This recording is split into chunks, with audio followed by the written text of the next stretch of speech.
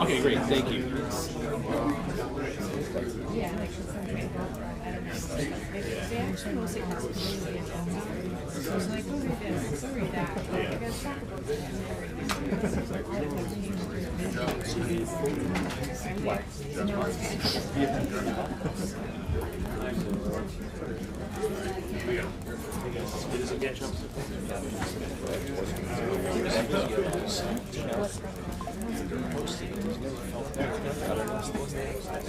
Today? I've seen it on. There is less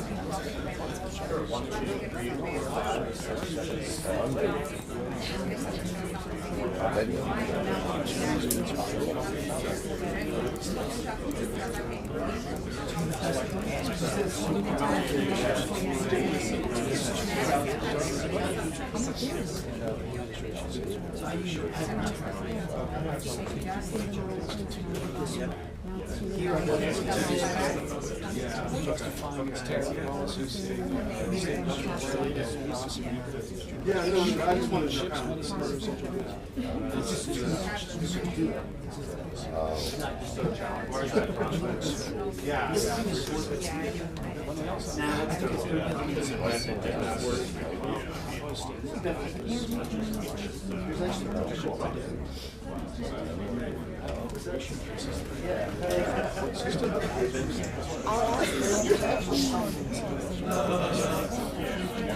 there were other times that I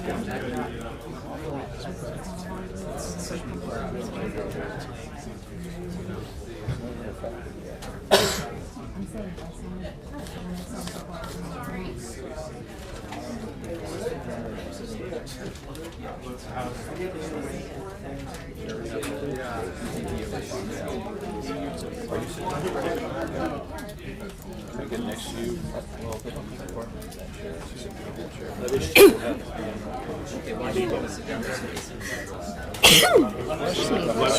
Thank you, thank you.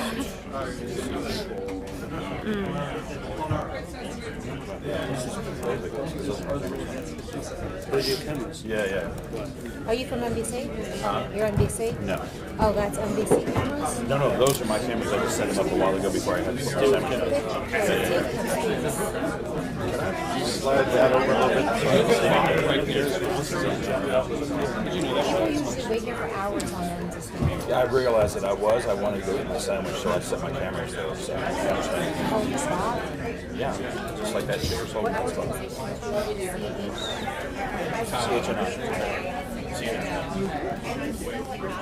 Hello, how are you? Excellent, how are you? There's perhaps space for there is perhaps space for stools. Yeah, sure. It's very tight.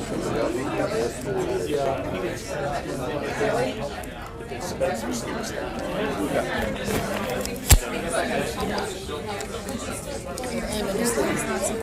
No, this isn't this stuff. It's just those two cameras there. My cameras are there. This is NBC. But those are just his cameras, those two still cameras there. Yeah. How long have you been just because you know everything I behind you waiting here for a really long time, so you basically No. It's usually the protocols of whoever's here, hold the spot generally. And, these people I've been- agree, and just like, I understand that. I would really make sense for Okay, so I get it. I'm just saying you're going to be expecting to find people that are here for like hours. That's all I'm saying. Yeah, you better believe it. The room is already crowded. President Trump, by the way, is not here at the White House. About 20 minutes ago, he got to Walter Reed National Medical Center. He's going for this physical. He said, I've never felt better, but nonetheless, these things must be done. The conversation that you're going to expect to hear at this briefing that's supposed to get underway shortly is about tariffs. The massive U.S. tariffs, retaliation from China. In fact, getting to the point where the Chinese government is saying, we're not going to put any more tariffs on U.S. goods because already we're at the point right now where Chinese goods are so expensive coming into the U.S. there really isn't much of a functioning market. So we expect to hear and hopefully find out a little bit more as to whether there are any discussions or negotiations ongoing between the United States and China, and the dozens of other nations that have been the beneficiaries of a 90-day pause. Let's everybody be calm, please. There are people who are on the air here. Everybody be calm. Where we could large part of today's conversation, but there are of course other things ongoing right now. Steve Witkoff, the president's envoy, he is in Moscow, in Russia, meeting. See if you can get you squeezed in like that. We have microphones that are live, and we have people on the air, so let's not use any untoward language. Last evening, negotiations that are going to be ongoing there with the big beautiful bills. A lot going on here at the White House, so we expect this briefing to begin very shortly. Trace,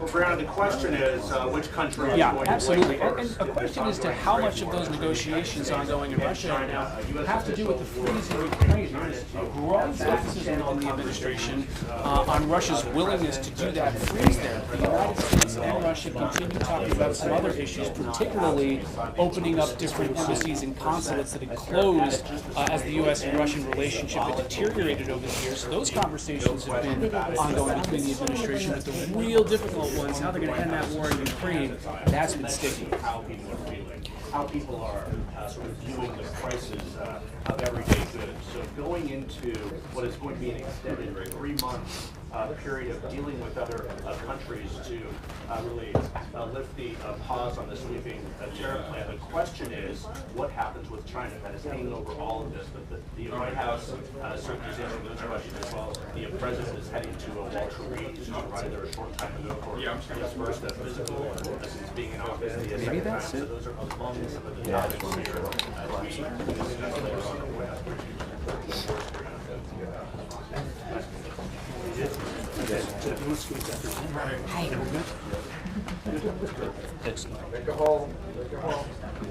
Yeah, thank you.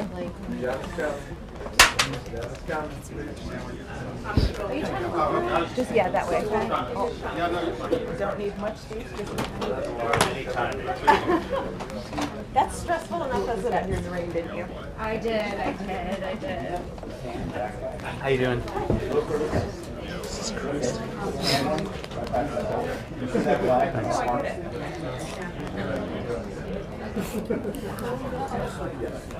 Okay.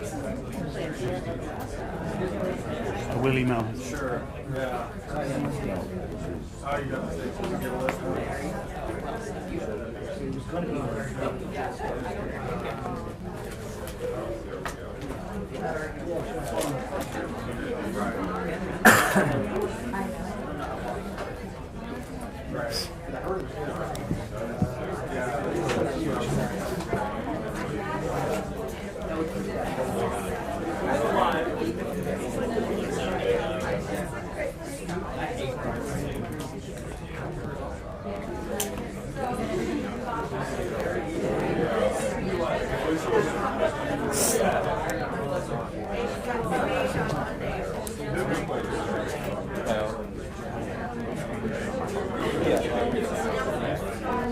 Okay, don't drop it on my head.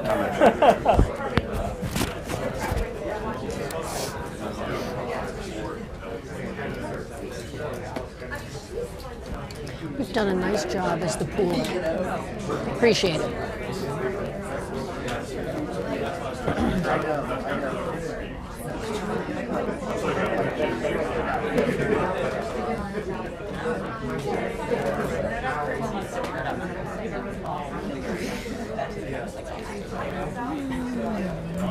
How have you been? Good. How are you doing, Kelly? Good, good. Getting any time to breathe? Not really. No. No. It's all right, I guess. We just one foot in front of the other. Yes, I was just hoping you guys would cover my travel. The last few miles of a long race, just minute by minute. Exactly. Even though it's only the beginning of the race. I know. My.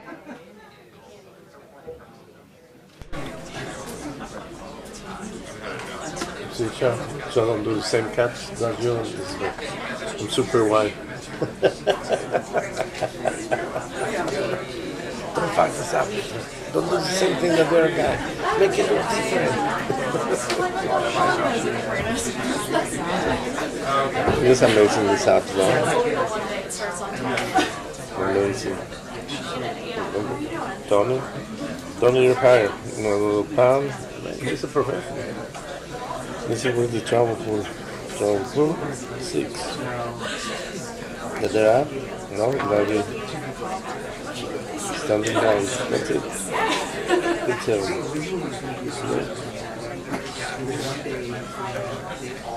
come on, someone else on the Greenbelt court. You know, be the pool guy for that? Jim Long is here. That's a Greenbelt. They have the appraisal case, the immigration case. The guy who was sent. Yeah? Talking about, like, you know, being in the wrong place at the wrong time. Like, they have to bring him back. Because, you know, he's a resident, no criminal record.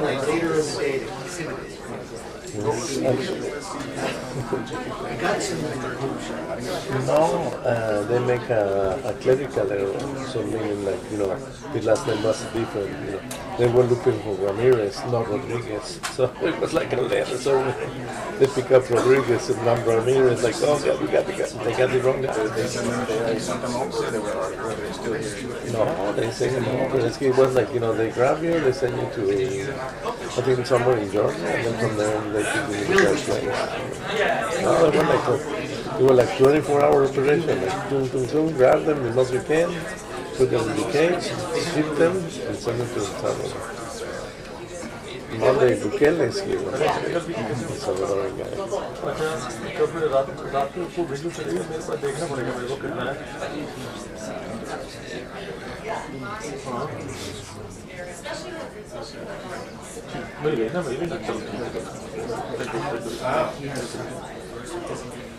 You just read.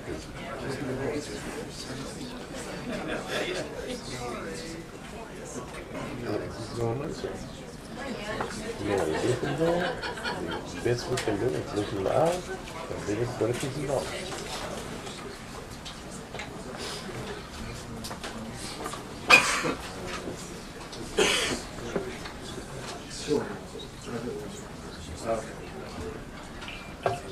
Two-minute warning, 2 minutes.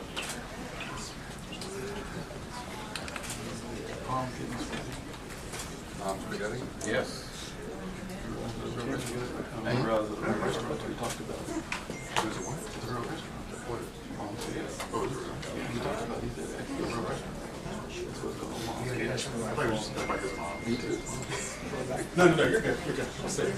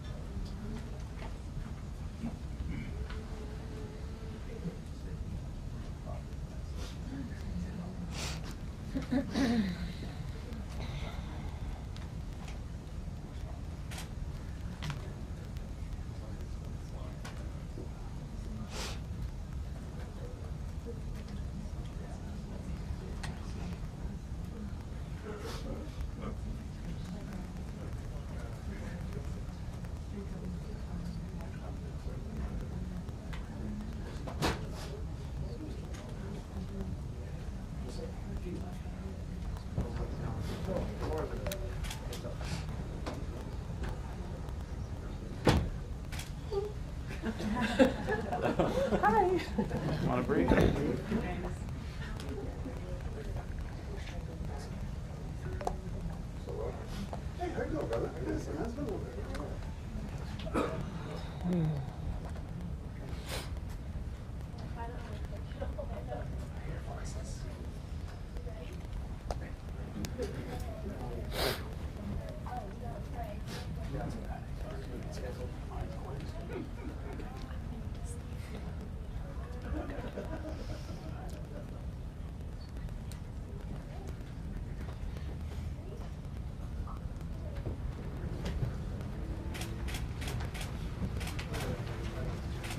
Hello. Good afternoon, everybody. Happy Friday. As you all know, the President is currently undergoing his routine and long-scheduled physical at Walter Reed Medical Center, and we will have a readout from the White House physician. Last night, Secretary Karoline arrived back safely in the United States after being detained in Russia for more than a year. Since Inauguration Day, President Trump and his team have secured the release of more than 40 detained Americans abroad. This is more than half of the number of Americans released by Joe Biden in 4 years, and President Trump has brought these Americans home in 80 days. This administration will continue to work hard to bring Americans home from around the world. As I've said before, and I will say it again today, everybody in this room has access to the most transparent and accessible president in American history. The cabinet meeting yesterday was further proof. President Trump asked each secretary to provide an update to all of you in the media on the critical work they are doing at their respective agencies to deliver on his agenda. And according to reporting from the Washington Times, who I believe is in this room today, President Trump answered nearly 100 questions from the press, all of you, during his first 3 open press cabinet meetings this year. That's nearly 20 times the number answered by Joe Biden in cabinet meetings during his entire 4 years in office. In more excellent economic news that was released yesterday, the Consumer Price Index report showed inflation fell to 2.4% in March, smashing expectations for the second straight month in a row. This marked the first drop in consumer prices dating all the way back to the COVID pandemic. Prescription drug prices saw the largest monthly decline on record. Prices for airfare, used vehicles, and car insurance all decreased as well. And energy prices fell 2.4% in March, driven by plummeting gas prices around the country. Also yesterday, House Republicans answered President Trump's call to move forward the budget resolution and officially set the stage for the passage of one big, beautiful bill. The American economy will boom after this bill is passed and the rest of the president's pro-growth agenda goes into effect. The largest tax cuts and deregulation in history, coupled with our energy industry unleashed and renegotiated trade agreements that put America first, are the ultimate formula to usher in the golden age of America.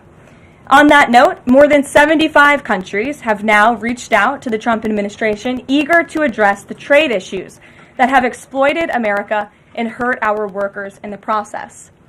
The phones have been ringing off the hook to make deals, and these countries wisely heeded President Trump's warning not to retaliate, and as a result, they were rewarded with a 90-day pause and substantially lower reciprocal tariff rates during this period so potential solutions can be achieved. Past presidents just willingly accepted the failed status quo on trade that ripped off our workers and our companies. But that's not who this president is. He creates his own leverage and negotiates deals better than anyone else who has sat in the Oval Office before him. And that process is currently underway. On another matter, the deadline for registration under the Alien Registration Act is today. All foreign nationals present in the United States longer than 30 days must register with the federal government. Failure to comply with this is a crime, punishable by fines, imprisonment, or both. As President Trump and Secretary Noem have both said, if you register and you leave now, you choose to self-deport. You may have the opportunity to return later legally. But if not, you will be arrested, fined, deported, never to return to our country again. The Trump administration will continue to enforce our nation's immigration laws. We will not pick and choose which laws to enforce. We must know who is in our country for the safety and the security of our homeland and for all American citizens. I also have a note from the First Lady to share with you on this Friday. On Tuesday this week, First Lady Melania Trump celebrated the advancement of the Take It Down Act in the House Energy and Commerce Committee. The important legislation passed the committee with bipartisan support, and as you may remember, the President talked about this bill in his address to a joint session of Congress last month. The First Lady remains dedicated to her championing child well-being, ensuring that every young person can thrive, and, of course, championing her Be Best agenda. We urge Congress to swiftly pass this important legislation. Here in our new media seat today, we have Jordan Berman. Jordan is a social media content creator and influencer and a lawyer who grew up following breaking down the news from a neutral perspective. Jordan is the host of her own podcast called Unbiased Politics, where she dissects the top stories from the week from a legal perspective. Jordan focuses on bringing back real journalism from a nonpartisan perspective and has mastered explaining complex legal decisions to a mass audience in the short-form context. Her two biggest platforms are TikTok and Instagram, where she has roughly 500,000 followers on each. With that, please kick us off, Jordan. Thank you. As you know, yesterday the House passed the SAVE Act, and many married women, soon-to-be married women, are concerned that the new voter ID requirements may inhibit their access to the polls. What assurances can you give women voters in America to ease their concerns? Sure. Well, the SAVE Act, as you mentioned, was passed by the House yesterday. This is the Safeguard American Voter Eligibility Act. I believe I'm getting that correct. And this act is a common sense measure. It would require proof of citizenship for voting in our elections. The Democrats have been fear-mongering about this bill, have been saying that married women, if their name has changed, they didn't change it on their identification, would not be able to vote. That is complete fallacy. There are outlined in the bill about how to avoid that. The president very much supports a common sense solution to ensuring that only citizens can engage in our elections. This is critical to improving the integrity of our elections and also the trust that American citizens need to have in our electoral process. So the president supports this bill, and that is a myth that has been proven wrong by the text of this bill, and I believe some of the co-sponsors of the bill have been very vocal in addressing that, and certainly I myself as a married woman would not stand before this podium if the president did not support such a common sense measure. Thank you.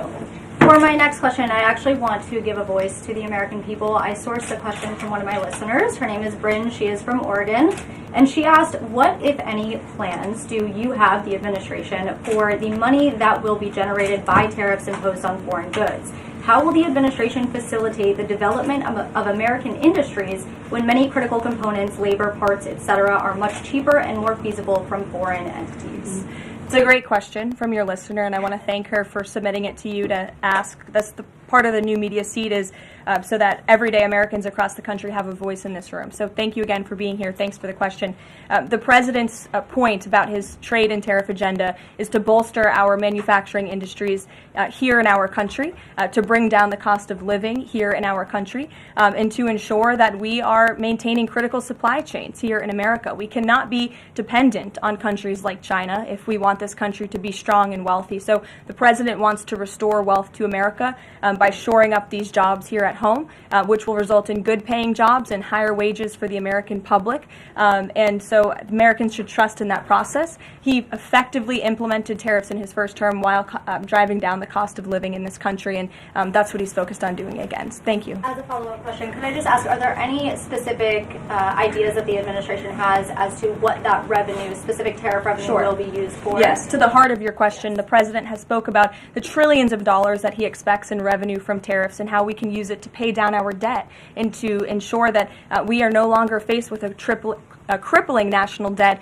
in the trillions that is going to bankrupt our nation for future generations. So that money coming back home will make America in the green rather than in the red, which any small business owner across the country, I believe, can appreciate. Thank you so much. Thank you. Kelly. Hey.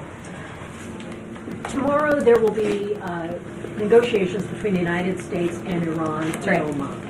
What are the president's chief goals for that, and is he satisfied with how Iran is responding to this? They don't want direct face-to-face negotiations, instead sort of old-school shuttle diplomacy where they're in separate rooms and messages are passed back and forth.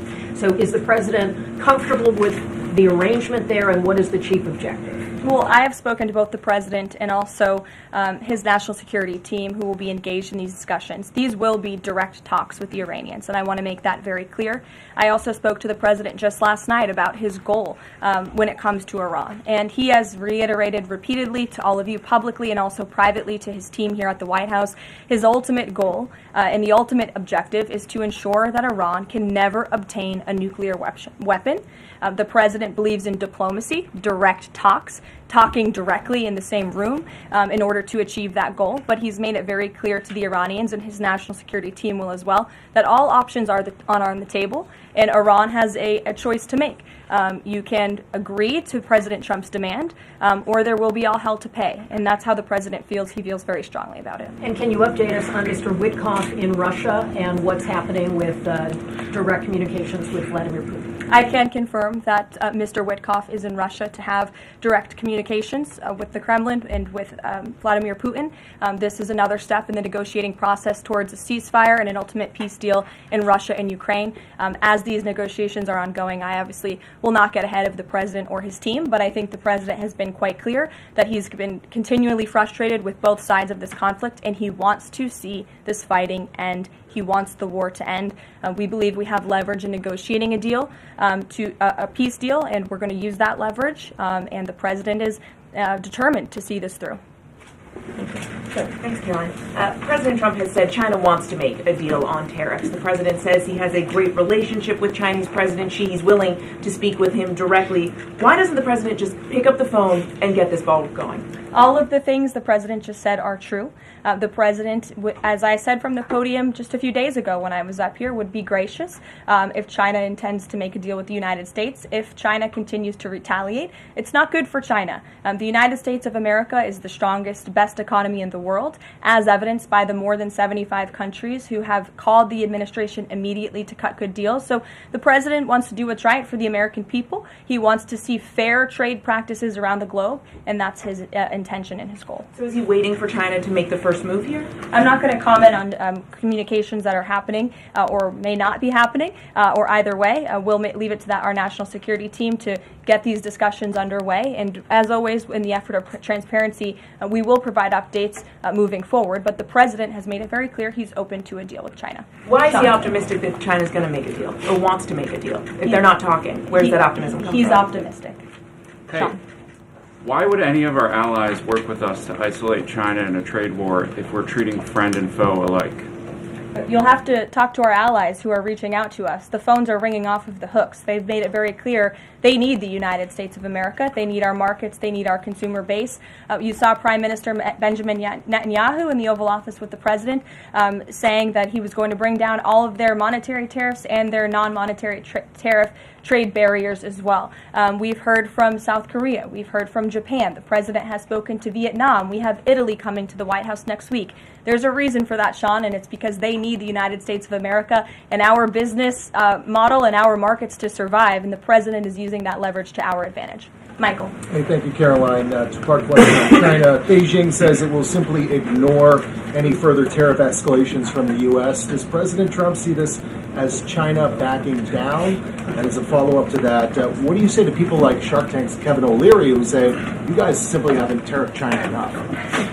Look, the tariff rate on China remains where it was yesterday, at the 145% level. The president made it very clear when the United States is punched, he will punch back harder, and he hopes to make a deal that benefits the American worker and our companies that have been ripped off for far too long, and he's finally taking bold and courageous action to do that. You know, taking on China is, in the terms of trade and tariffs, is something that both Democrats and Republicans alike have spoken about for decades. President Trump is finally doing it. Caroline, real quick, the president of El Salvador is coming to the White House on Monday. Does President Trump want him to bring Kilmar Abrego Garcia with him?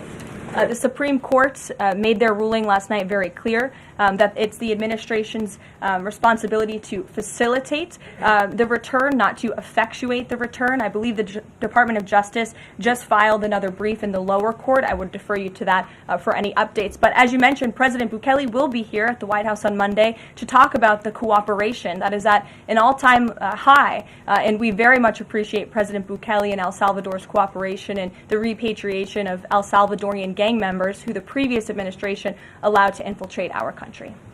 Sure. Thank you very much, Caroline. The President spoke quite highly of the great relationship that he has with the Turkish President. We know that the President might be heading off to the Middle East very soon. Is he planning to meet with the Turkish President, either here in the White House or in Turkey? Any plans? I don't have any details about the president's overseas trip other than to say he was surely going to Saudi Arabia. There could be more countries as part of that trip. We're working on the details, and as I've said repeatedly, we will provide the details of that trip as soon as possible. A trip to Turkey, or his invitation to the Turkish president, is under consideration? I'm not going to comment on the details of the trip, but once they're confirmed, I will certainly let you all know. Yes, Stephen. Thank you, Caroline. I'd like to ask you about presidential health and also about tariffs. On presidential health, are there plans for the president's physician to come here and take our questions? And also, President Trump repeatedly makes remarks about the former president's health. Is he considering using his executive powers to bring any greater transparency there?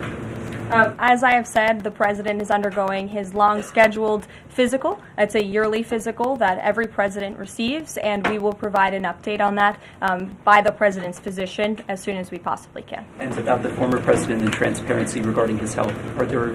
Well, I can tell you there was certainly a lack of transparency from the former president, from the entire former administration, and frankly, a lot of people in this room when it came to the health and the competence of the former president of the United States, Joe Biden. There was one of the greatest cover-ups and, frankly, political scandals this nation has ever seen. It's been unraveled in some recent books that are being written by journalists who engaged in that cover-up and scandal, which is quite ironic.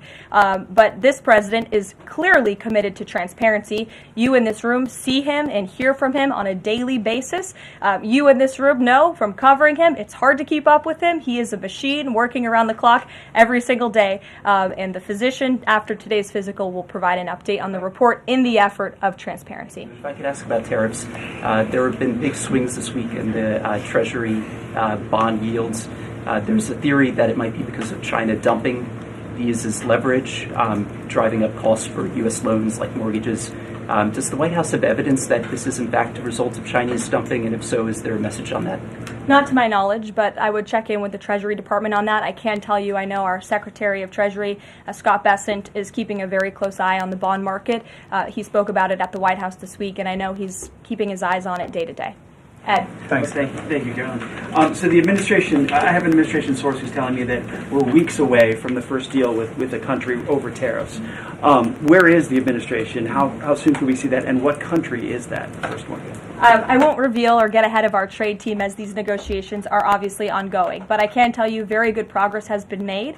Jameson Greer was on television this morning, and I spoke to him, and he confirmed that more than 15 offers are already on the table, which is remarkable in just a mere matter of days. And as I said earlier, we've heard from more than 75 countries around the world. This is a team effort. The president has a team of great, brilliant advisors who have been with him every step of the way, and all of them will be divvying up the workload. And I just want to give the president and his trade team credit for taking this on. This is a massive undertaking. There's no doubt about it. We take it very seriously. The president is determined to renegotiate global trade on behalf of American workers. And again, you've seen people on both sides of the aisles calling for this for years, but I think no other president lacked the courage or maybe the work ethic or the stamina to take on such a task. And I know there were some questions about the president's delayed departure earlier to Walter Reed. I'd like to address it was because he was working on this very issue, so he was running a bit behind this morning. On the 90-day pause, what would the president need to see in order to extend that 90-day pause for countries on tariffs? Well, I think the president addressed this yesterday when he said he's hoping that there will be good deals made before the 90 days is up, and we will cut those deals as soon as we possibly can, country by country, tailor-made deals for each and every country as they all propose unique challenges and unique assets to each country, advantages rather, and when that 90-day mark hits, the president will make that decision then. One more, if I could, on a different subject. So a bird earlier attacked my colleague Peter Doocy doing a live shot at I'm the wondering White if House. that's why Peter is absent from the seat. Is he doing okay? He's recovering. Has anyone checked on him? He's recovering. Is anyone looking into that incident? I could check in with GSA to see if anybody here is looking into it. I also understand there was a mouse in the briefing room earlier today, so I'm hoping somebody checked in on that, as I'm hoping it doesn't run up here and distract me. That would be a good way for all of you to distract me, actually. Have a mouse come run up here. So I'll get an answer for you on that, out of respect for our good friend Peter. Jeff? Why is American consumer confidence so low?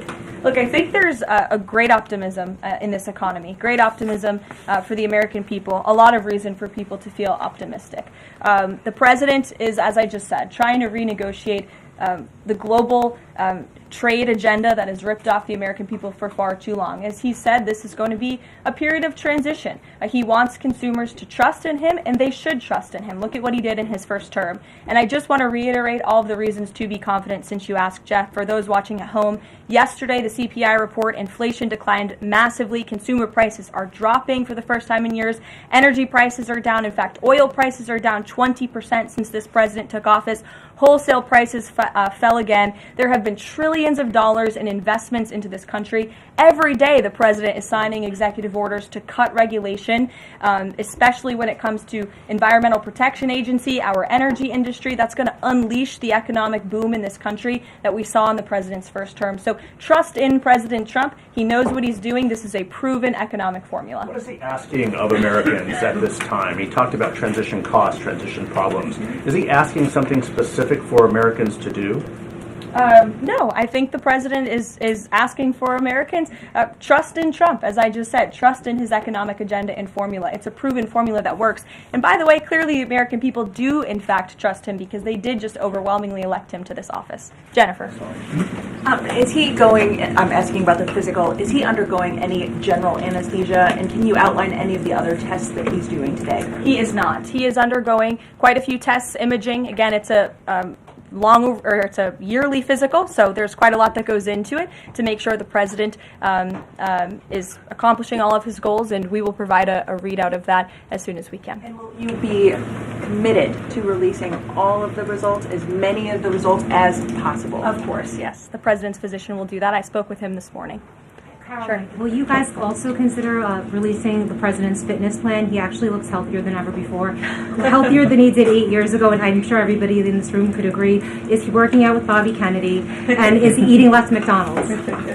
I can confirm the president is in very good shape, as you see, on a near daily basis here. And in that vein, thank God it's Friday. It's been a very long and busy week here at the White House. We will see you all on Monday, and we will release the results of that report as soon as we can. Have a great weekend, everybody. Thank you. Have a great week.